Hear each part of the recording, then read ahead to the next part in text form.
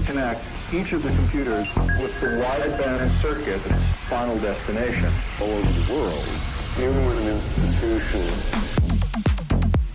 Good morning, god damn it. How are we? 5 weeks until the Ibiza Classic. 3 weeks into the cut. Another macro change this week. So week 1 we started on the following macros: 200 protein, 55 fat, 350 carb on a training day, 200 protein, 55 fat, 300 carb on a rest day. Week 2 we dropped training day carbs down to 250, non-training day carbs down to 200. Now this week we're going for 200 carbs on a training day and 150 grams of carbs on a non-training day. In terms of our weekly average, week 1 91.7, week 2 weekly weigh-in average was 90.7. So initial kilo drop from obviously pullback in carbohydrates and water, and then now we've gone for a 0.5 drop, averaging this week at 90.2. Having my usual 500 ml of water. I'm gonna go get a coffee from the high street because I think a few of you are getting bored of me making coffee in here. The computer technology. I must say the image stabilisation on this G7X Mark III is fantastic. Morning steps there, as I said before, steps and cardio are different. So aiming for 8 to 10k steps, and then we're doing a 250 calories of cardio. So just gonna walk to Beckenham now, get a coffee, answer a few emails, Instagram, and get some salad bits. Get some salad bits for my breakfast. And this is the wonderful Beckenham High Street. I met Ellen there 5 years ago. She walked in with her friend. I said, "What are you having?" Rest is history.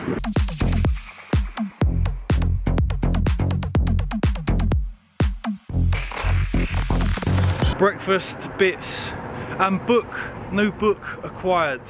I don't mind Jordan Peterson. I listen to him sometimes. I think, but I've jumped in and I've bought the book. Also, Know Your Himbayim this week. Taking a break from your Himbayim. We'll reintroduce it next Wednesday. I was considering taking a deload this week. Some last 2 days have been feeling pretty wrecked. Possibly next week deload. And then we've got another 4 weeks until holiday, and then when I get back from there, obviously we go with Callum. So I'm just going to pull your Himbayim off, try and limit caffeine a little bit more than usual. So I just go to like 1 shot in the morning of coffee, and with a pre-workout just opt for something relatively low on the caffeine side of things and higher on the nootropics. Oofed! I got a sweat on. AM expenditure done, 4,919 steps, only 5,000 left to do. Gonna go and do 250 calories of cardio on the treadmill now.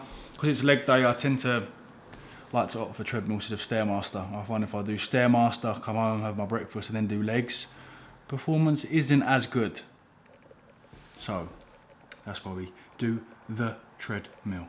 Steps done, this morning steps done, and cardio also completed.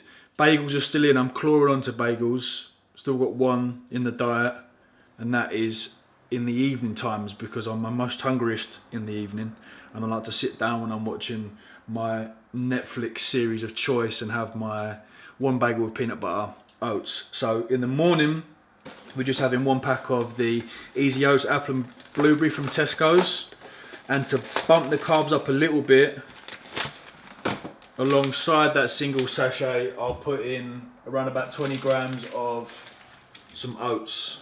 So I'll combine those 2, and then we'll be having 2 slices of the Weight Watchers. Macros are pretty similar. I just picked this up in Sainsbury's this morning. Macros quite similar to the Tesco's protein bread, and 150 grams of egg whites. Funny that, all everywhere. Fuck off. Usual 1 pack of apple and blueberry. Waitrose. Sold a few t-shirts. Now I'm shopping in Waitrose. 20 grams of oats in there. Slice up a couple of tomatoes. Whack a bit of the sriracha in. Tomatoes. And fold over. Get your 10 gram squares. This is annoying. See when that happens? It's not quite the 10 gram, you've got to crack that off because calories. And there's meal number 1, ladies and gents. 150 grams of egg whites, some sriracha, some tomatoes, some spinach, 2 slices of Weight Watchers with some Marmite, pissing with Marmite, as Danny would say, and some oats with a square of dark chocolate. Gonna watch some Chris Bumstead, because I think we're like 4 and a bit weeks from the Olympia now. Testing. Message! Yeah. Be efficient. After breakfast, instead of going back to work, I will write out my logbook from my previous lower session compared to this one. Switching up gyms today though, going to Muscleworks because I think the pendulum and linear hack at King's is broken. So we'll see what the Arsenal strength pendulum squat's saying at Muscleworks. I've gone on it before, didn't feel that great, but they've got a nice array of hack squats. I think they've got Cybex, they've got about 3 hacks and about 4 different leg presses, something ridiculous like that. Pre-workout and intra-workout time. Intra, a scoop and a half of the Intra Blast. Been using this since I got it in the post from Insight at the start of the month. And then, as you heard me mention earlier in the video, bringing caffeine down a little bit this week and then potentially cycling completely off it next week for 4 or 5 days during the deload, because I tend to like to mirror a deload with either a drop in caffeine or just completely take it out of the system. We'll use this week as a little period of time to pull it down a little bit. So Controlled Labs have orange brainwash, 150 milligrams of caffeine anhydrous per scoop. So whereas I'm used to having sort of 225 to 250 milligrams of caffeine in my pre-workout, almost half, but you've still got a decent 7 of alpha GPC, tyrosine, theanine, bacopa, you'll see in Utopia as well. You might want to stack another fairly low stim with something like the Genius Pre that I also got this month, which is fantastic. So adding something like that and this to a pump formula would be great. Past couple of sessions I tried Vasal Blitz, which by the panel isn't extremely packed, but your bog standard citrulline, betaine and arginine. Very, very nice pump yesterday on biceps, and I'm doing triceps today with my lower. So that's what I'll be using. To be honest, I might use this session as the last heavy loading session and then take Thursday and Friday off. Use Saturday as like a full body circuit kind of deload, take Sunday off and then go back in and resume training on Monday with a push session. And that's usually like an adequate amount of time for me to kind of reduce any symptoms of heavy fatigue, get my resting heart rate back to normal, feel generally a little bit better within myself, and then 4 weeks to go until Ibiza, then we can push it. Take obviously a week off when we go to Ibiza, and then we jump back on board with Callum after. I was hoping. Before any of you ask what that song was, it's from, as Adam Collard likes to call it, Boiler House. Boiler Room. I'm wearing this hat because Peaky Blinders is back on, and it's back to a flying start. All I need now is a razor blade. Why do you need a razor blade? You should know that information. I don't. A mediocre session today. I knew straight away when I went in. Obviously, this was the last session before the few days off. RDLs, I just knew when I was warming up. I just didn't have it in me. We did 184.8 when we trained with Sammy last week, and I started warming up, and you just know when everything feels heavy. So just backed off a little bit, and this was the last session. Then we had 2 days off, a whole body circuit at King's on the Saturday, Sunday off, and now I'm back to training again. Trained with Jack on Monday, did legs yesterday at Muscleworks again, which I'm using a lot. I just think their leg equipment is fantastic. Their Cybex machinery in particular is wonderful. You sit on a Cybex machine, you think they've ergonomically designed this for me. But their leg press was good. Managed to shift a decent amount of weight on the leg press. In this particular session, I find that pushing movements in terms of chest and pulling movements on hamstrings are what get affected when I start, you know, dieting and get into a deficit. So they're just areas that I must require, you know, full intensity on the top sets, and then more mind to muscle focus on the eccentric on those back off sets. But started this week with this particular week, and we'll talk about in the next video that goes live, a slightly different approach to training volume, which I haven't done for a long time. I've been a sort of top set and a back off set kind of guy since starting with Callum about, I'd say 12 months or so ago, maybe longer, but we'll talk about it in the next video. But as I was saying, the machines in Muscleworks are fantastic. This seated leg curl, I think it's Life Fitness, is just wonderful. It's absolutely fantastic. They do have a fair few hamstring exercises compared to Kings as well. Their hammer strength ISO standing curl for your hamstrings is very pleasant. And in terms of leg extensions, I think they've got 3, but my particular favourite is the Nautilus. Just the way it drops off at the top is perfect. It is really nice. Just one thing to take into consideration when you are doing these leg extensions, and I've done it. I've talked about it before.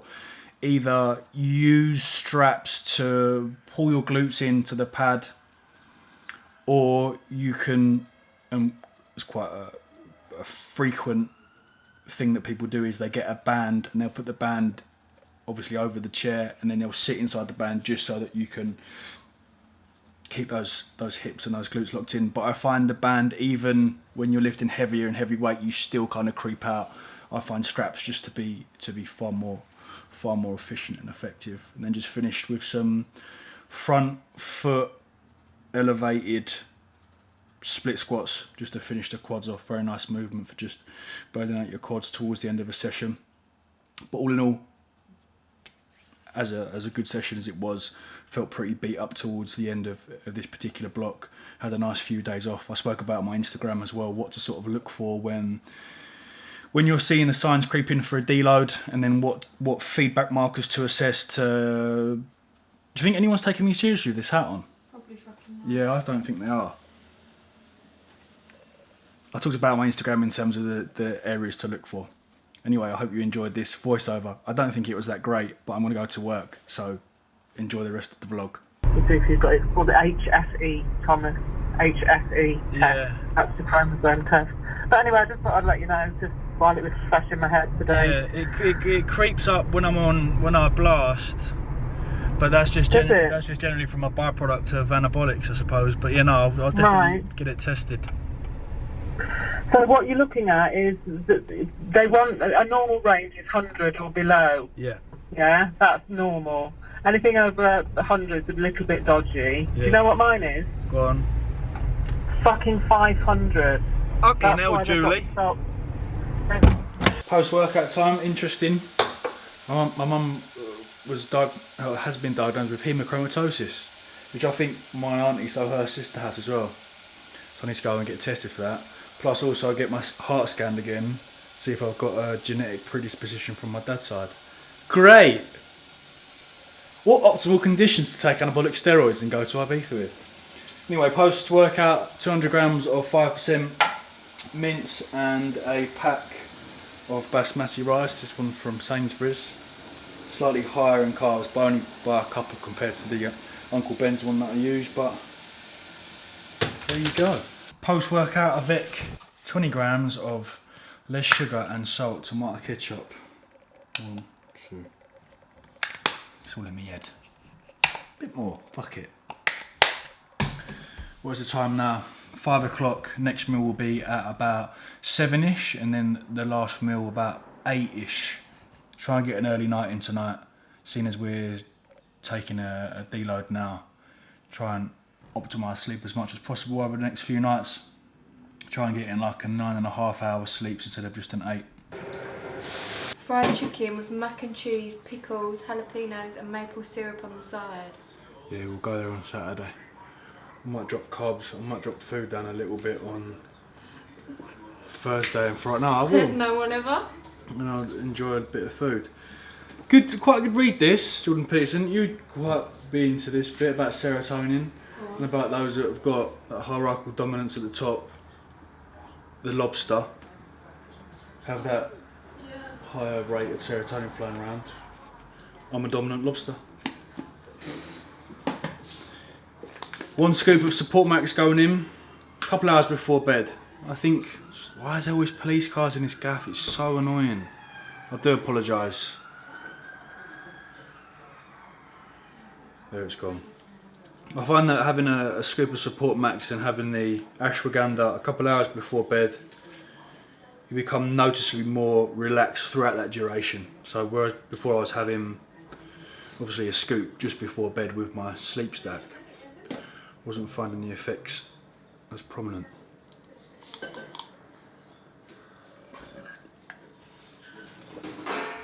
So much more tasty like that. Penultimate meal of the day, we're having 75 grams, so half the pack of the large king prawns, 150 grams of chicken, and then just one of the 125 gram packs of the Uncle Ben's. And then what I do is once the chicken and prawns are cooked, I cook the rice, put the rice into a little bowl, add some less salt, soy sauce, chicken seasoning, paprika and onion, half a red pepper and some sriracha. Put the lid over it, and it makes for a nice little sort of stir fry. I'll check in now because the light is going to start deteriorating. My last meal I'm pushing quite close to bed, which from a digestion standpoint isn't ideal, but I've had the last 2 nights with a slight drop that I was waking up hungry and I don't want to wake up hungry. So last meal is 1 bagel with 20 grams of peanut butter, a little bit of Marmite, and then 1 pack of the oats, 10 grams of dark chocolate, and then 1 scoop of the Raw 1 whey protein blend. So we've got a little bit of slow digesting protein in there from the casein. And then that'll be my calories for the day. Tomorrow and Friday will be rest days. So I'll be working up in Shoreditch, pushing meal number 1 as sort of late as possible, really. Good morning. Good morning. I had a Nero yesterday. I don't know why I have Costa because it's absolutely garbage. So, a 14-minute walk. I'm gonna go Pret instead. Costa's like, I've come to the conclusion that Costa's pretty low on the coffee taste. So I'm gonna get a Pret. I know it's deload and we're supposed to be limiting caffeine intake, but I require a coffee in the morning. You're probably thinking, Tom, you work in Shoreditch, there's so many nice coffee spots. I know. I should be taking full advantage of the smaller, quirkier coffee shops. That increases my coffee snobbery. Just stuck with a Pret. And that concludes Act 1, Scene 1, coffee. Hey mate, you alright? Good, thank you. I'm feeling this oversized t-shirt from Adidas. Got it in JD. It's a bit long though, so probably one of those garments that you've got to wear with something over the top, because otherwise you look like you've got a really, really long torso. Stage with the commissioner. I've been doing this for about, 7 years. I lose count of the amount of documentary filmmakers, Channel 4, Vice, whatever, that ring and try and air some form of documentary on anabolic steroid usage. It never gets commissioned. Hi Tom, we're really interested in doing a documentary about steroids. Automatically go, it's not going to get commissioned, is it? It's not going to happen, because there's no way you're going to have me on a show where hundreds of thousands of people watch from me going, if you take anabolic steroids within a reason and a low dose and don't abuse them, you're fine. Because they go, but you're going to kill someone. You're going to drive a car into a bridge. You think, well, fuck off then, don't ring me. Shopping list. Time for a shop. I go like to Sainsbury's and Tesco every probably 3 or 4 days is about enough time. If I do it like every week, then food gets a bit manky. So I go every 3. Sainsbury's I go because I like their mints. The only things I get from Tesco are the oats, because their own brand oats are nice, and the Tesco Finest high protein bread. However, what I have been using instead of that is the Weight Watchers wholemeal bread. So the only time I really need to go to Tesco's, which will be like once a month really, to bulk buy these. These are my favourite oats. So I'm basically going to Sainsbury's every 4 days. So I'm going to go to Sainsbury's now, collate all of the food items and then we'll go through them. And I'll try my best to work out how much it costs per week, roughly. Joe Delaney has just done a good video breaking down his meals from Aldi. I don't know if I can match that. Excellence. Don't give me out because of the bag. Sold it. So obviously I had some food here before I went shopping, and I think this cost me like 18 quid. So I think for the week, I'm looking at about just under 50 quid for these cutting meals. So I open the day as well. I've already gone through my food on this vlog, but egg whites with the Weight Watchers toast for my breakfast with some spinach as well. I'll also have my greens powders, my vitamins, etc. Then my post-workout meal is mince, the 5% mince, organic from Sainsbury's. I'll have that with rice. Then I'll have a second rice meal, which is my 150 grams of chicken and half a pack of prawns. And then before bed, I'll have my 1 scoop of whey with some light coconut milk. And because I've got enough carbs at the moment, 1 whole bagel with some peanut butter. And also my oats again with some dark chocolate. And that'll be my diet, and that is my diet.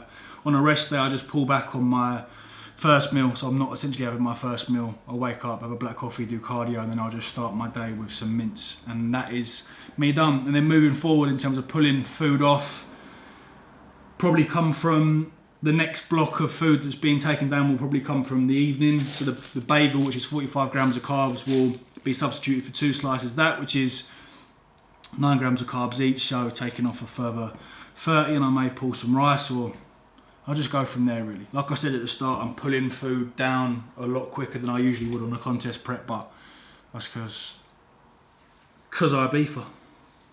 That's Ibiza. Hey, it's me again, without the razor blade still. Delts are coming a little bit 3 weeks into the cut. And that's the end of this video, episode number 3 of the Ibiza cut. I hope you've enjoyed the previous 2 episodes. If you haven't watched them, then I'm going to leave the thing here so you can watch them, and stay tuned for episode number 4, which will be getting shredded on pizza and pancakes. Thank you, much love.